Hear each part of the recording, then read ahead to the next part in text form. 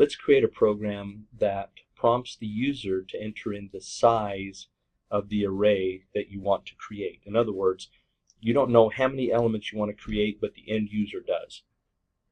We'll create a brand new project, and I'm just going to call this project AskArraySize.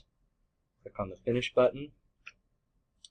We'll come down into here, and we know that we need to create an array. We know we need to create a variable to hold the size. I'm going to go ahead and do the size variable, int AskingArraySize, and we know we're going to need to do a scanner to get data from the keyboard.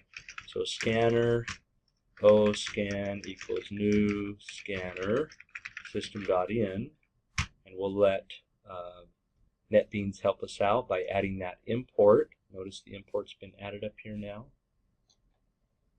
We'll come here and we're going to say, how many names do you want to enter?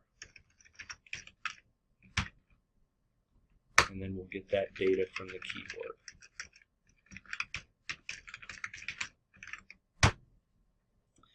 Now, we don't really know how big to make the array until the end user tells us the number of elements we want. Personally, good programming says that all your variables are declared in one place. Usually we would come up here and would say string square bracket as names equals new string, and then you'd specify some value. But we don't know the value to put in there. So instead, what we could do is just declare the variable ASNames and specify that it's going to be a string array. And once we actually get the size of the array, then we can come down here and say ASNames equals new string. And for the size of the array, we can actually use the contents of the variable that we got from the keyboard. This will now create the array of the size the user entered in. We could load that data up by just doing a for loop. As long as the counter is less than the array length, that's one way you could do it. Every time you do that, though, you have to access the length attribute for the property, or the length property for the object. Another way you could do it is simply by using the variable. Either one of those works.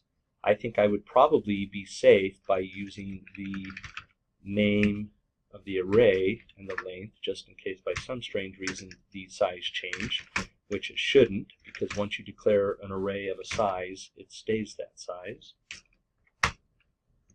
And then we could print out every element of that array. Let's there we go. Let's go ahead and run that. It prompts us. We'll say we want to enter in 2 names. And you can see that it entered in, or at least showed us the contents of the array, which was nothing. Now we need to go and actually get the data for each element of the array. We could actually put that in the same loop if we wanted. I'm going to go ahead and close the output window, and I'll come back into that loop, and I'll say enter name, and then I'm going to go ahead and concatenate each name position. In other words, I want it to say like name 1, name 2, name 3. Well, the problem is our elements of the array start at 0. So what do we have that goes 0, 1, 2, and so forth? Well, it's iCount. But if I just specify iCount, it's going to display enter name 0.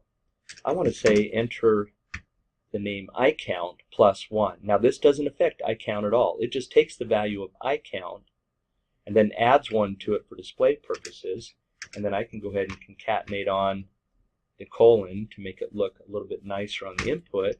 And then for the input, I'll say ASName square bracket iCount, and we will use our scanner object.